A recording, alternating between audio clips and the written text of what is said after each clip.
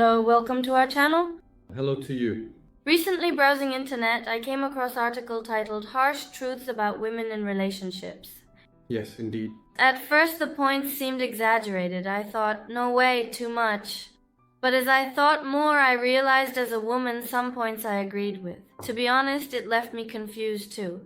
I thought it useful to talk about these with you. If you're ready, let's start it. Yes, I really truly hope we don't get roasted for this. For sure. Yes. Women are loyal not to you, but to their feelings. Women are loyal not to you, but to their feelings. Yes, that's true. Women are loyal not to you, but to their feelings. Because what's important here is not who the person is. I guess that's what's being talked about. It's more about how you make her feel. So what's important is how you make the woman feel. Of course, this is a trait that has developed through the evolutionary process. Because women genuinely want to feel safe and truly understood in a relationship. And that's how it is on a deep instinctive level as well. Because if we carefully consider going back to the times of ancient hunter-gatherer societies, a woman who is going through the reproductive process naturally wants to be sure she can adequately survive. So, the most profoundly important feeling there is, without a doubt, security.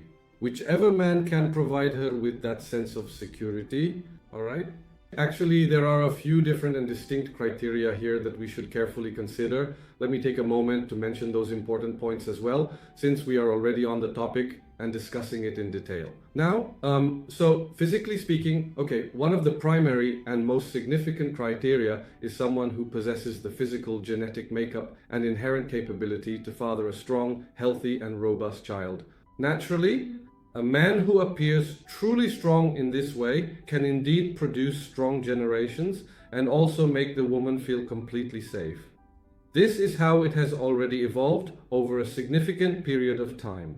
So we can say that they're not really in love with you, but more with their own feelings. So as men, what should we do here? We should develop whatever feelings will make a woman become attached to us. In a way, we should play on these feelings. By the way, do you agree with this? I agree. So, actually, our feelings are more important than the person themselves. Unconditional love can sometimes make you lose respect. Yes, I mean, look, if you truly and simply want to raise a child who absolutely doesn't respect you at all, then just give them your unwavering, unconditional love, always. That's a pretty bold statement. I mean, theoretically speaking, the concept of unconditional love sounds really quite nice when you first hear it, doesn't it? It truly does. But yes, I mean, a person can't love another person under all circumstances. That's a reality. And relationships don't want that anyway. No matter what kind of relationship it is, friendship, professional relationships, or between spouses, unconditional love is toxic and unhealthy. That's why, when we love the other person unconditionally, we end up presenting ourselves as someone without self-confidence, preferences, or boundaries. Naturally, we also lose their respect in their eyes. So, unconditional love leads to a loss of respect. In fact, I frequently observe this phenomenon a lot during my therapy sessions as well. In other words, people quite naturally chase after their ideals. I wanted to have a perfect relationship. I wanted to have a perfect marriage. I always wanted to make my spouse happy. That's why I tried to give them love under all circumstances. But when you don't have boundaries, the other person can become more daring. For example, if they don't really know what makes you angry, how are they supposed to adapt to you? Let's look at it from a different perspective. When they don't adapt to you, they can't invest in the relationship either. And when they can't invest in the relationship, it doesn't become valuable to them. Naturally, respect disappears as well. That's why everyone should be themselves in a relationship. Alright? There's no such thing as unconditional love. Just give love, man. Give love, just give love. That's it. Show that you love. Show when you're angry too. Be yourself. First and foremost, be yourself. Show that you can be yourself. The relationship will naturally fall into place anyway. I agree. But when you said harsh truths, it did scare me a little. Yes. Constantly arguing with a woman undermines your leadership. Yes, but let's elaborate on this a bit. I think they wrote the points this way just to make them a bit more attention-grabbing. Nowadays, There's really no need for someone to be the leader in a relationship. We focus more on harmony now. But here's the crucial thing. From an evolutionary perspective, women want to be in a place where they feel safe and comfortable. Now, I observe this a great deal in my own surroundings, and I also read an amount of research about it as well. Women generally don't really want to make too many decisions. Women don't want to take on too much of the burden in a relationship. A woman wants to lean on someone, to feel like she belongs, to be pampered. So, what do we mean by argument here? Well, of course, as men, we can certainly show our anger, right? We can indeed get quite angry at our girlfriends, or even our wives, for example. But please, truly, don't take this particular statement as sexist. But there can't really be such a definitive thing as arguing in a distinctly female way or a specifically male way. If we carefully look at the significant word leadership, a truly authoritative and effective leader is absolutely not a tyrant. He doesn't oppress the other person. He doesn't intimidate. His attitude is clear. He sets his boundaries clearly. Was that the second point here again? Unconditional love. Yes, that's a bit of a reference to that. A leader is someone whose boundaries are clear, and he teaches those who walk the very same path with him precisely what he truly wants, generally in a good and constructive way. He expresses himself calmly, unemotionally, in a neutral manner, and then moves on. He listens to you, argues when necessary, and acts as a balancer when it's not needed. Leadership is kind of like this. Yes. Marriage, relationship does not guarantee commitment. That's right. Marriage, after all, is a bond established by the state as a law.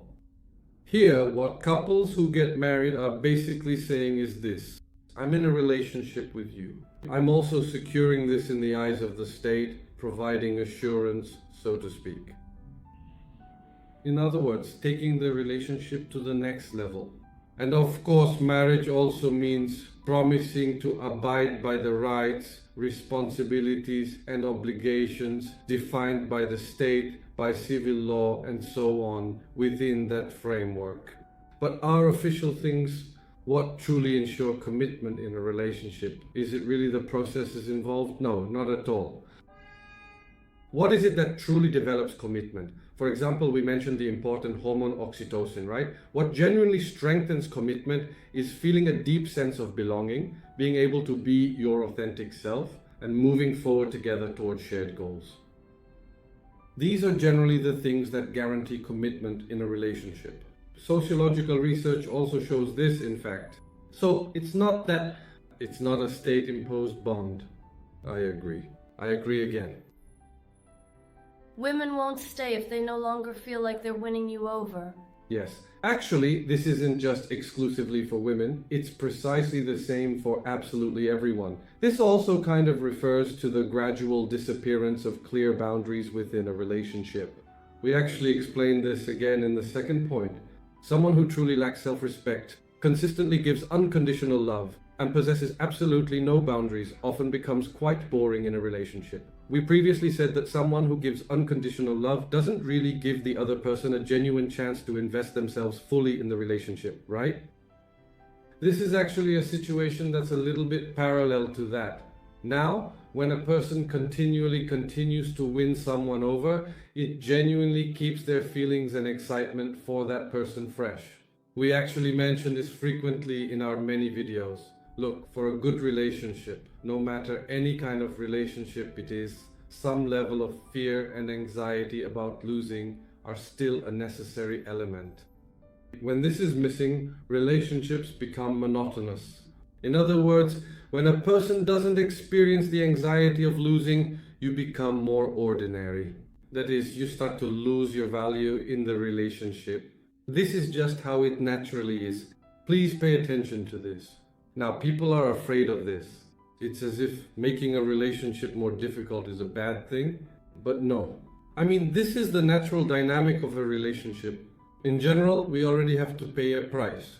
Isn't it really just in human nature to struggle in order to achieve a goal anyway? Yes, indeed, always. That also fuels it again. So, the more we pay the price and stay in the process, the more satisfied we are when we finally reach that goal. In other words, it increases proportionally. To feel satisfied, absolutely. Now, let's specifically discuss and talk about women, alright? The entire pregnancy process, which is a significant journey. So you get married, you become husband and wife. Sociologically speaking, you also truly need a child to fully become a complete family unit. By their very nature, women are already inherently inclined to pay the significant price in this particular sense. I mean, I honestly don't think any man could easily endure 9 full months of pregnancy, the challenging postpartum period, and then 2 intensive years of dedicated care for the child. Knowing that other women want you increases your attractiveness. That's true, it does increase it. Again, it's like this. In fact, research also shows this. Women are by nature competitive beings. By the way, they also compete a lot with their own gender. In fact, in a recent study I read, when a woman in the same environment encounters another woman who poses more of a significant threat, for example, in terms of her overall attractiveness, she often gives her advice like, you know, you would look absolutely great with short hair, and so on. In other words, this is advice that would ultimately reduce her perceived attractiveness. Women generally do this impulsively, because it's also related to the previous point. If they're not fighting for you, if they're not investing in the relationship, how does this manifest in behavior within the relationship? Let me also explain this in connection with the second point. Actually, when you look at the points, they're all interconnected. With the second point, if they're not doing anything for you, well, they just look good. It doesn't make any difference for you. You love them a lot. They look unattractive. They don't take care of themselves at all. You love them a lot. Maybe they gain weight. You love them a lot. They work out. They try to stay fit. You love them a lot, and actually, we all do these things a bit to get approval and appreciation from others. But nothing changes. Monotony slowly sets in. And then, well, she truly knows that you won't go anywhere else. Actually, what exactly do these kinds of behaviors ultimately kill in a relationship for a woman? The struggle? The excitement, indeed. It kills the excitement. I mean, with you... Monotony. Of course, monotony sets in. If the person, whether it's a woman or a man, doesn't feel excitement in the relationship with you, the relationship becomes monotonous. What did we say in our previous videos? Even in marriage, flirting doesn't end. Don't be monotonous. Yes. If it becomes monotonous, the fact that you're more attractive. Now, if I return to this particular point, if they truly know that you are more attractive, that other women genuinely like you, but there's absolutely no sense of competition, no fear or anxiety whatsoever, how exactly do they then behave? Very relaxed. They still really treat you carelessly. Then you start to feel hurt inside. After that, your attention starts to wander. To keep the relationship strong, here's what you need to do. First, be yourself. Show the other person you have self-respect. They will have to respect your boundaries. They'll have to pay the price, so to speak. Then excitement will come into your relationship. The flirting will never end. You will pay attention to your self-care. You will make sure to invest in yourself. As a man, you will be admired by other women. But you will also make your partner feel secure. Then she will truly feel proud. She'll think to herself, look, other women certainly find my boyfriend, my husband, attractive. But she'll say, he's mine. And if I may answer this question as a woman, if my partner is truly admired, we actually quite like that, you know. But as you said, only when we feel secure. Men are really quite surprised when they hear this information, you know? The phrase men can't understand women.